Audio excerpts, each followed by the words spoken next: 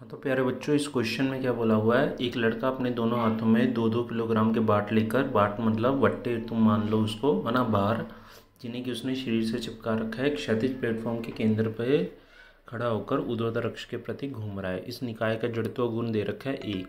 फिर उसने दोनों हाथों को फैला दिया तो बेटा mr² होता है, तो r का मान बढ़ जाएगा तो जड़त्व गुण भी बढ़ जाएगा। लेकिन उसने ये पूछा कि दूसरी स्थिति में निकाय की गतिज ऊर्जा पहली स्थिति की गतिज ऊर्जा की तुलना में। तो बेटा जब भी ऐसा क्वेश्चन आए जिसमें आई चेंज हो रहा हो तो हमें यहाँ पे लगाना होता है कंजर्वेशन ऑफ एंगुलर मोमेंटम, कोणीय संवेग संरक्षण का नियम, जो क्या कहता है, एल इनिशियल बराबर क्या होना चाहिए, एल फाइनल। यानी I1 ω1 बराबर क्या होना चाहिए बेटा, I2 ω2। अब पहले केस में आई कितना था, एक, ओमेगा मान लेते हैं ओमेगा ही था। दूसरे केस में आई कितना हो गया, 2। ओमेगा डैश बेटा पता करना है तो ओमेगा डैश का मान आ गया ω/2, यानी ओमेगा आधा हो गया।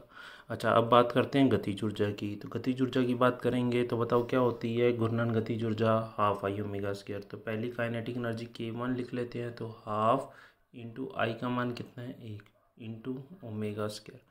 दूसरी गतिज ऊर्जा K2 मान लिखूंगा तो हाफ इंटू आई कितना है बेटा, 2 इंटू ओमेगा कितना है, वो है ओमेगा डैश का स्क्वायर, यानी वो बेटा आ जाएगा ω²/4।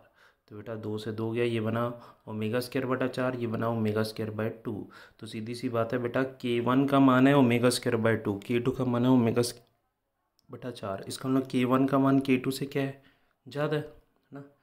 K1 का मान K2 से क्या है, ज़्यादा है ना, यानी गतिज ऊर्जा कम हो गई, काइनेटिक एनर्जी क्या हो गई, कम हो गई, घट गई, डिक्रीजेस। और कितनी कम हो गई तो देखा जाए तो आधी हो गई।